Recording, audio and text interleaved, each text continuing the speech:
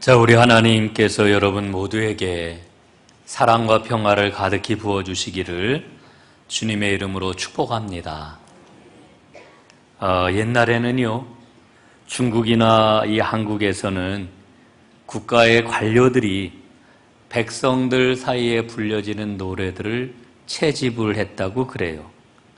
사람들이 부르는 노래, 특히 아이들이 부르는 그 노래가 민심을 담고 있다 이렇게 생각을 했기 때문이지요. 그래서 이 시장터에서 불려지는 그런 그 노래를 아주 유심히 주의해서 듣고 채집을 했다는 겁니다. 그렇다면 지금은 어떤 것을 통해 가지고 민심을 알 수 있을까? 지금이야 언론이 굉장히 발달했기 때문에 언론을 보면은 분명히 알 수가 있을 겁니다. 그럼에도 불구하고 저는 요즘 젊은이들이 만들어낸 그 신조어가 그 역할을 하는 게 아닐까 하는 생각을 합니다. 여러분들 3포 세대라고 하는 말 잘 아시지요? 연애와 결혼과 출산을 포기한 세대. 5포 세대라고 하는 게 나왔습니다. 3포에다가 취업과 그리고 주택 구입을 포기한 세대, 이게 바로 5포 세대입니다. 근데 거기에서 끝나지 않고 7포 세대가 나왔습니다. 5포에다가 인간관계와 희망을 포기한 세대, 이걸 7포 세대라고 이야기를 합니다. 영포자라고 하는 말도 있어요. 영어를 포기한 세대, 청년, 이걸 영포자라고 이렇게 이야기를 합니다. 또 인구론이라고 하는 그런 그 신조어도 있는데요. 인문계 졸업자는 90%가 논다. 이게 인구론이라고 이렇게 이야기를 해요. 그런데 이런 그 수많은 신조어들 가운데 앞거는 뭐니 해도 헬조선이라고 하는 말이 있지요. 여러분, 지옥을 뜻하는 헬과 조선이라고 하는 말을 합성화한 것이 바로 헬조선인데 생각을 해봐요. 왜 하필이면 조선일까 하는 그런 그 생각을 해보는 거지요. 여러분, 조선시대가 어떤 그런 그 사회입니까? 조선시대는요, 아버지의 신분이 자자손손 이어지는 대물림되는 그런 그 사회입니다. 지금 2016년도를 관통을 하고 있는데 우리 청년들이, 젊은이들이 대한민국을 신분이 대물림되는 조선시대와 같다 이렇게 여기고 있다는 거지요. 여러분, 얼마나 가슴이 아픈지 몰라요. 가슴이 참 저립니다. 이 이야기를 들으면서 이들 그 신조어를 관통하고 있는 그런 그 코드는 바로 절망이라고 하는 코드입니다. 제가 얼마 전에 한 교육 포럼에 참석을 했다가 부산교육대학에서 가르치는 심성보 교수라고 하는 분을 만났습니다. 그분 이야기를 들으면서 참 많은 것을 생각을 하게 되었는데요. 이분은 이야기하기를 세계 교육 개혁을 4가지의 길을 걸어왔다고 이렇게 설명을 해요. 우리나라 교육은 제2의 길 혹은 제3의 길, 어둠의 쯤 위치를 한다고 이렇게 이야기를 하는데 제4의 길을 걷고 있는 핀란드 교육 이야기를 듣고서는 제가 아주 감탄을 했습니다. 우리는 교육 그러면은 공부를 잘하는 우수한 아이들에게 우선적으로 초점을 맞추지 않습니까? 그런데 핀란드는 거꾸로예요. 공부 잘하는 아이들에 대해서는 그냥 내버려 둡니다. 왜? 지 공부 지가 잘하니까 그냥 잘하도록 그냥 두고, 그러면 누구에게 초점을 맞추느냐? 공부를 못하는 아이들에게 초점을 맞춘다는 거예요. 정확하게 이야기를 하면은 교사의 역할이 뭘까? 교육의 역할이 뭘까? 그것은 바로 스스로 아이들에게 공부를 할 수 있도록 격려하고 도와주는 것이라고 하는 그 믿음을 가지고 그 믿음 위에서 교육 실천을 하고 있다라고 하는 거지요. 그러니까 교육은 경쟁이 아니에요.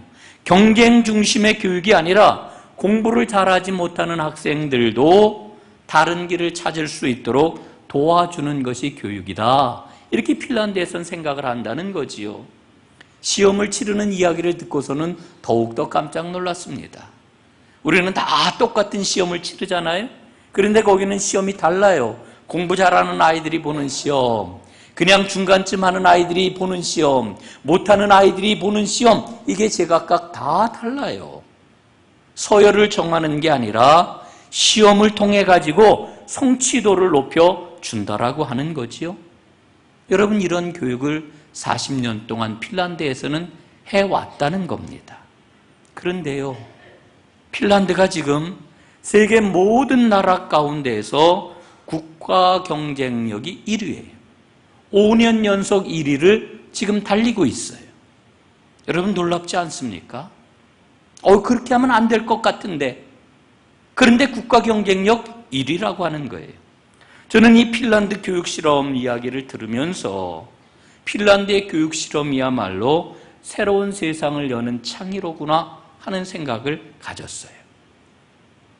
답은 오로지 하나밖에 없다. 세상은 이렇게 여기잖아요. 그런데 그런 세상을 향하여서 새로운 미래는 지금까지와는 다른 방법을 통해서도 열릴 수가 있다. 이걸 지금 보여주고 있는 거잖아요. 여러분, 제가 교육 이야기를 하려고 그러는 게 아닙니다. 그 이야기를 듣고 교회를 생각을 해봤어요. 교회는 도대체 뭘까? 오늘 우리가 교회에 모여서 예배를 드리고 있는데, 우리 자신이 교회인데, 여러분, 교회가 뭘까요? 교회는 한마디로 이야기를 하면은 다른 세상이에요. 별세계입니다. 세상은 이렇게 이야기를 하지요. 보이는 게 다다. 보이는 게 전부다. 이러면서 살아가고 있어요. 그런데 그런 세상을 향하여서 또 다른 세계가 있다. 영원한 생명과 아름다움이 있는 또 다른 세계를 보여주는 곳, 그 세계를 맛보는 곳, 이게 바로 교회라고 하는 거지요. 여러분, 그렇다라고 하면은 영원한 세계, 그 생명이 있는 그 하나님 나라, 그걸 우리가 무엇을 통해서 보여줄 수 있을까요? 그건 바로 사랑입니다. 사랑을 통해서 우리는 새로운 세상을 경험을 하고 새로운 세상을 사람들에게 보여주는 겁니다. 그런데 돌아보면은요, 우리의 사랑이라고 하는 것은 허약하기 짝이 없어요. 우리는 진정한 사랑의 능력이 없어요. 우리가 사랑이라고 생각하는 그 모습이 사실은 얼마나 이기적인지 몰라요. 그래서 하나님께서는 이 교회에 무엇을 부어주십니까? 성령을 부어주시는 거예요. 우리의 이기적인 사랑, 우리의 제한적인 사랑, 이것을 뛰어넘으라고 우리에게 성령을 부어주시는 거예요. 그게 바로 교회입니다. 여러분, 오늘 우리는 사도행전 1장 말씀을 읽고 있는데, 늘 우리가 말씀을 드리는 것처럼 이 누가복음과 사도행전은 따로따로 분리되어 있는 책이 아니에요.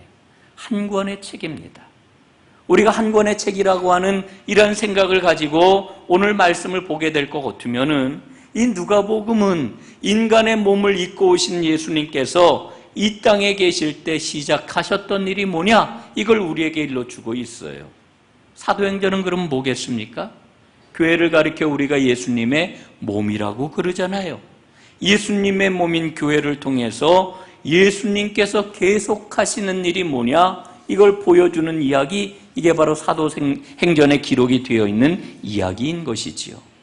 여러분, 오늘 본문은요, 바로 예수님의 몸인 교회가 주님께서 행하셨던 그 일을 어떻게 아름답게 이어가는지, 그 교회가 시작되기 이전에 있었던 일을 우리에게 일러주고 있는 내용입니다.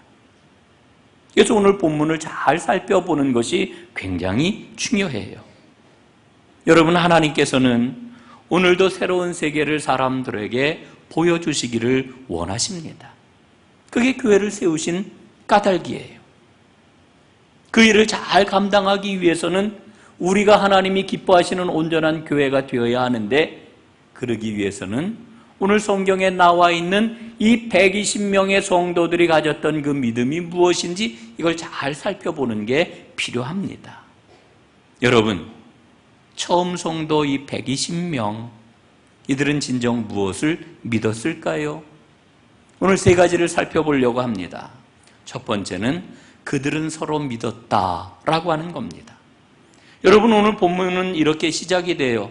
예수님께서 감람산에서 이제 승천을 하셨는데, 승천하신 예수님의 명령을 받고 그들은 이제 예루살렘으로 돌아옵니다. 그리고 다락방에 모이게 됩니다. 그런데 다락방에 모여 있는 사람들을 보니까 이 사람들이 굉장히 다양한 사람들입니다. 거기에는 남자들도 있었고요, 여자들도 있었습니다. 거기에는 유대인도 있었고요, 유대인이 아닌 사람들도 있었습니다. 거기는 유력한 사람들도 있었고요, 유력하지 못한 평범한 사람들도 있었습니다. 거기에는 예수님의 어머니와 예수님의 친아우들도 있었고요, 아무것도 아닌 사람들도 있었습니다. 여러분, 거기에는 사도들도 있었고 그냥 예수님을 믿은 그런 그 사람들도 있었던 것입니다. 여러분, 그런데 중요한 것은 이들은 모두 다 하나가 되었다라고 하는 겁니다. 여러분, 이들이 하나가 되었다라고 하는 것은 매우 중요합니다. 여러분, 어떻게 생각을 해보면은요, 그들이 다락방에 모여가지고 120명이나 되는 사람들이 열흘 동안 기도했다라고 하는데 그 가운데서 갈등과 아픔과 분열이 생겨나지 않았다라고 하는 건 참 놀라운 일입니다. 여러분, 예수님이 십자가에 달려 죽으시기 전에 예수님의 제자들은 어떤 일을 했습니까? 예수님과 함께 예루살렘으로 올라가는 도중에 그들은 서로 싸웠습니다. 누가 더 크냐? 누가 더 높으냐? 누가 더 유력한 사람이냐? 이걸 가지고 서로 막 싸움박질을 했단 말이에요. 그래서 예수님께서는 그 모습을 보시고 제자들에게 뭐라고 그러셨습니까? 너희들 길에서 왜 싸웠느냐? 책망하고 그들에게 물으셨던 것을 우리는 복음서에서 보지 않습니까? 그런데 이들은 다락방에 모여가지고 전혀 그러하지 않았습니다. 오늘 말씀을 보게 될 것 같으면 그들은 마음을 같이하여 오로지 기도하는 일에 힘을 썼다, 이렇게 말씀을 해주고 있습니다. 이 마음을 같이 했다라고 하는 이 말은 오늘 본문의 핵심 단어입니다. 사도행전에 보면은요, 이 마음을 같이 했다라고 하는 이 단어가 6번에 걸쳐 사용이 되고 있는 것을 보게 됩니다. 여러분이 마음을 같이 했다라고 하는 말의 의미가 뭘까요? 그들은 서로를 믿었다라고 하는 그런 뜻이 그 안에 담겨 있는 겁니다. 여러분, 서로를 믿는다라고 하는 것보다 더 소중한 일이 없습니다. 사람들은 전부 자기 안에 울타리를 갖고 있습니다. 자기의 벽을 갖고 있습니다. 그런데 예수님께서 십자가에 달려 죽으심으로 이 모든 벽을 다 무너뜨리셨습니다. 없애셨습니다. 여러분, 우리가 인생을 살아가면서 언제 제일 기쁨을 느낍니까? 언제 제일 행복한가요? 벽이 무너질 때입니다. 내 안에 있는 벽이 무너지고 상대방에 있는 그 벽이 무너질 때, 그래서 우리는 하나다라고 하는 이 일체감을 갖게 될 때, 여러분, 그때 제일 행복한 겁니다. 여러분, 우리에게 돈이 생긴다고 행복한가요? 잠깐 동안은 짜릿할 수 있어요. 그러나 그게 우리에게 행복을 가져다 주지 않습니다. 진정한 행복은 인간과 인간이 통하고 하나가 될 수 있다라고 하는, 하나가 되었다라고 하는 이런 일체감을 가질 때 제일 행복한 것입니다. 여러분, 우리는 주님을 믿어요. 아마 이 자리에 계신 분들은 틀림없이 주님을 다 믿을 줄로 믿습니다. 여러분, 그런데 중요한 건 뭐냐 하면은 이 주님에 대한 믿음은 반드시 서로에 대한 믿음으로 표현이 되는 거예요. 주님을 믿는다라고 하면서 서로에 대한 믿음이 없다라고 하면은 그 믿음은 어딘가 문제가 있는 겁니다. 여러분, 어떠세요? 옆에 있는 분이 믿어지십니까? 믿어줘야 돼요. 이게 공동체입니다.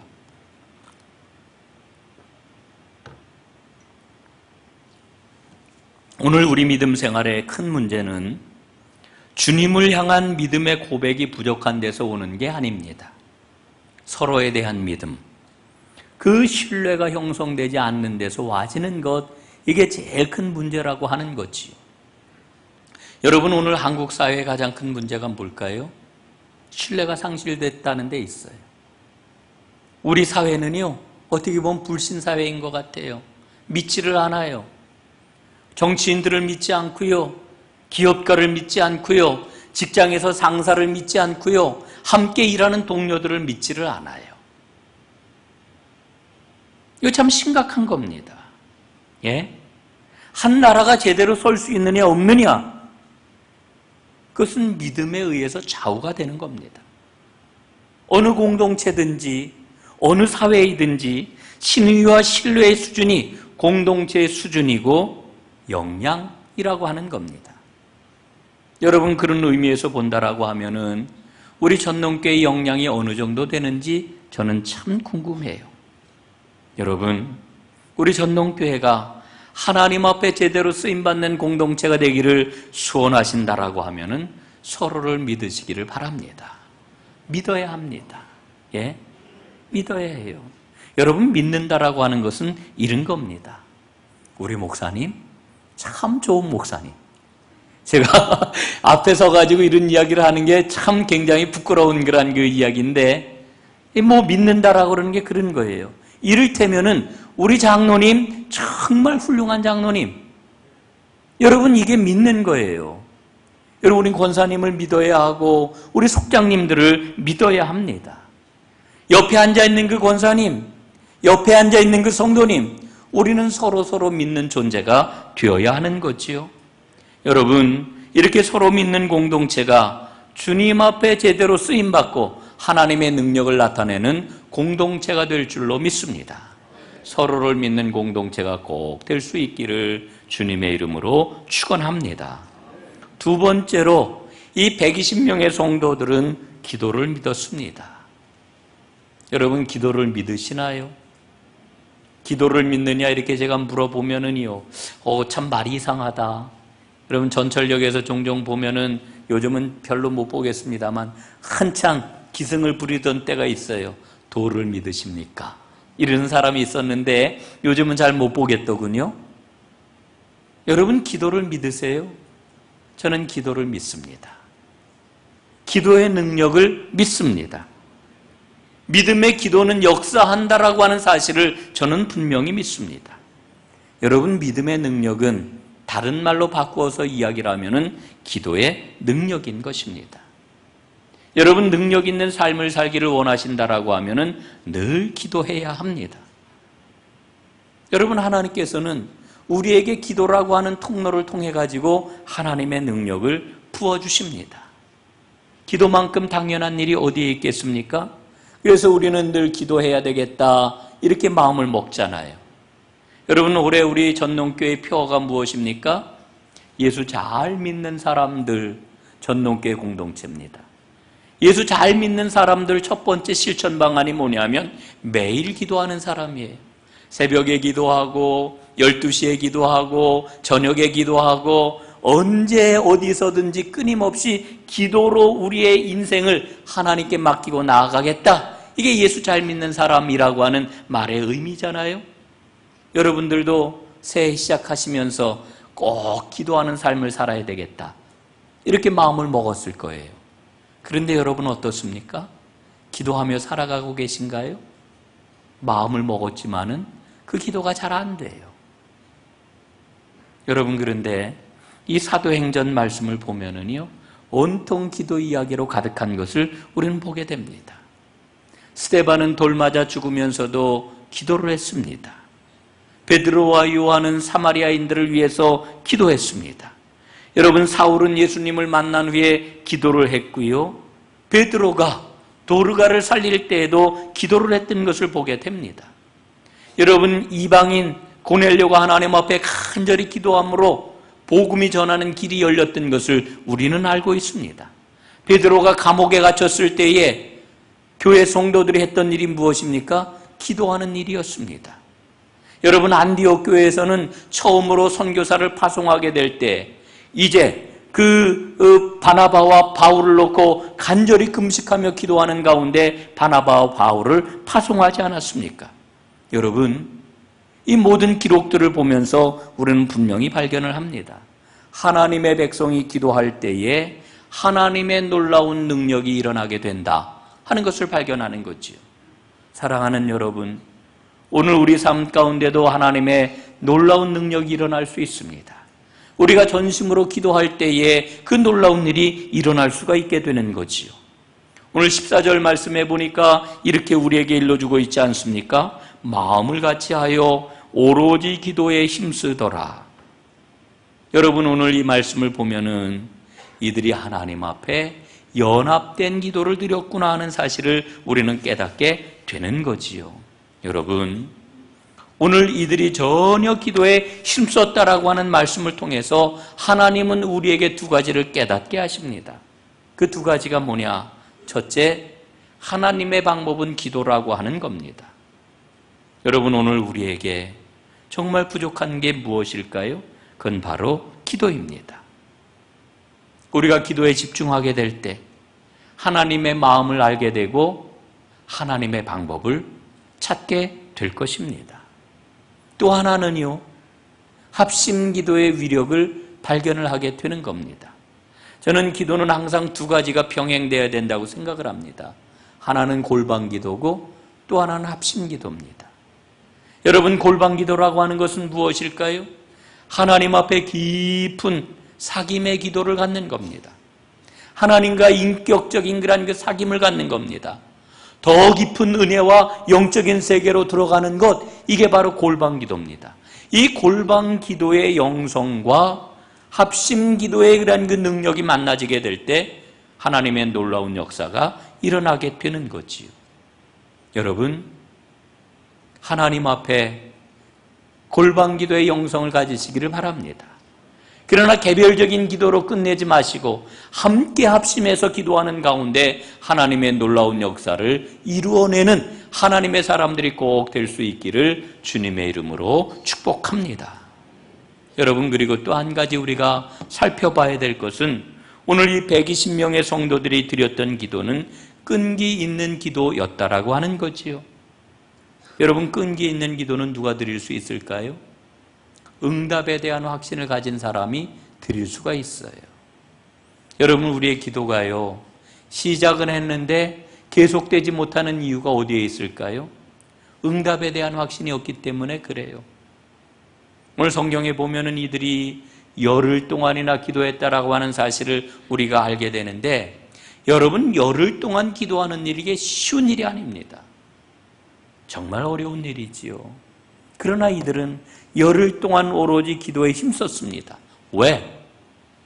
응답에 대한 확신이 있었기 때문에 그래요. 내가 몇 날이 못 되어 너희에게 예비된 성령을 보내겠다, 주님께서 말씀을 하셨거든요. 오늘이 1월 31일입니다.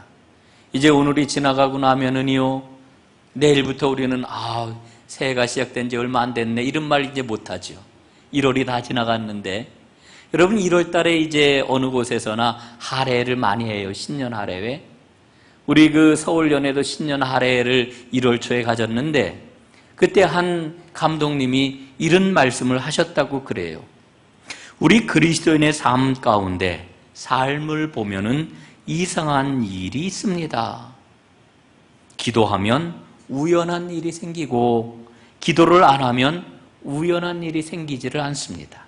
그래서 나는 기도합니다. 여러분, 세상 사람들은 이거 우연하게 이렇게 된 거지, 이렇게 이야기를 해요. 그러나 기도의 사람은 분명히 알아요. 하나님이 응답하시고 하나님이 역사하셨구나. 그래서 기도한다는 거예요. 여러분, 우리의 믿음이 적어도 이런 믿음이 되어야 되지 않겠습니까? 주님은 응답해 주시겠다고 약속해 주셨습니다. 이 기도의 약속을 믿고 기도 가운데 여러분의 믿음을 잘 세워나가시기를 간절히 바랍니다. 우리 전동교회가 끈기 있는 믿음의 기도를 드리는 공동체가 될 수 있기를 간절히 바랍니다. 세 번째로는 이 120명의 성도들은 하나님의 인도하심을 믿었습니다.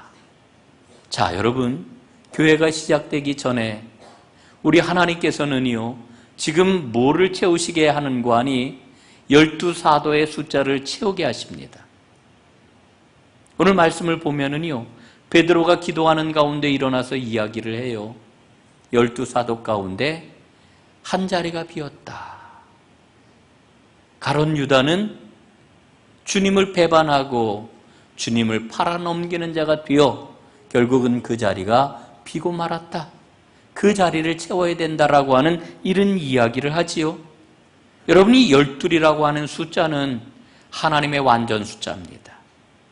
하나님의 교회를 시작하기 전에 하나님의 구원의 역사를 이룰 12를 채우고서 하나님은 하나님의 역사를 이어가신다라고 하는 것을 보게 되는 거지요. 베드로가 하였던 그 말을 통해 가지고 하나님은 우리에게 이렇게 일러주고 계시는 겁니다. 너희에게는 부족한 것이 있다. 해결할 것이 있다. 그것을 채워라. 이렇게 말씀을 하시는 겁니다.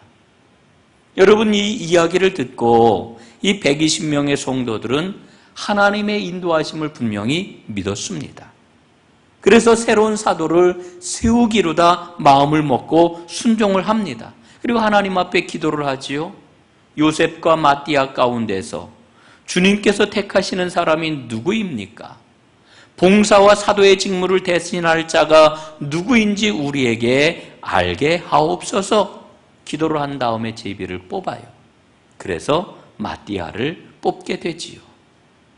여러분, 120명의 성도들은 승천하신 주님께서 기도를 통해 그들을 인도해 주고 계시다라고 하는 것을 분명하게 믿었습니다. 그리고 12명의 사도를 채웠습니다. 모든 준비가 끝나게 되었을 때 우리가 잘 알고 있는 것처럼 사도행전 2장에 보니까 하늘로부터 급하고 강한 성령의 불이 임하여서 그들 가운데 충만하게 성령으로 채워졌고 그리고 교회가 시작이 되었던 것입니다. 사랑하는 여러분, 성령의 능력을 받지 않고서는 하나님의 백성으로 살 수 없습니다. 성령의 능력이 아니고서는 하나님의 일을 감당할 수가 없습니다. 성령의 능력이 아니고서는 우리가 죄를 이길 수 없습니다. 여러분, 내 힘 가지고 되나요? 우리가 수도 없이 결심을 해요. 하나님의 일을 잘 감당하기를 소원을 해요. 그리고 내 안에 있는 정욕과 모든 죄를 이기기를 원해요. 여러분, 그러나 부패한 우리의 본성은요, 끊임없이 나를 방어하고 나를 높이려고 그래요. 성령님이 함께 해주셔야 우리는 주님이 기뻐하시는 길을 걸어갈 수가 있는 거예요. 그래서 우리에겐 성령의 능력이 필요한 거지요. 여러분, 성령이 어떻게 임했습니까? 오늘 성경 본문 말씀을 보니까 처음 120명의 성도들은 서로를 믿었습니다. 기도를 믿었습니다. 그리고 하나님의 인도하심을 믿었습니다. 이 믿음으로 모든 것을 준비하였을 때 성령이 그들 가운데 임하였고 이제까지와는 전혀 다른 새로운 하나님의 역사가 이들 공동체를 통해서 이루어졌는데 그것이 바로 교회였더라. 성경은 우리에게 이렇게 일러주고 있는 겁니다. 여러분, 오늘 우리도 그들이 가졌던 믿음을 가져야 될 줄로 믿습니다. 서로를 믿읍시다. 우리에게는 그리스도에 대한 믿음의 고백이 전혀 부족하지 않습니다. 우리에게 부족한 것은 서로에 대한 믿음입니다. 여러분, 기도를 믿읍시다. 주님은 반드시 기도를 통해서 응답해 주십니다. 여러분, 하나님의 인도하심을 믿읍시다. 하나님 우리의 길을 이끌어 주십니다. 이 믿음을 가지고 나아갈 때에 성령님이 오늘 이 자리 여러분에게, 우리 모두에게 임하여서 하나님의 새롭고 놀라운 일을 이루어 가실 줄로 믿습니다. 이 일의 주인공이 되는 큰 은혜가 있기를 주님의 이름으로 축원합니다. 기도하겠습니다.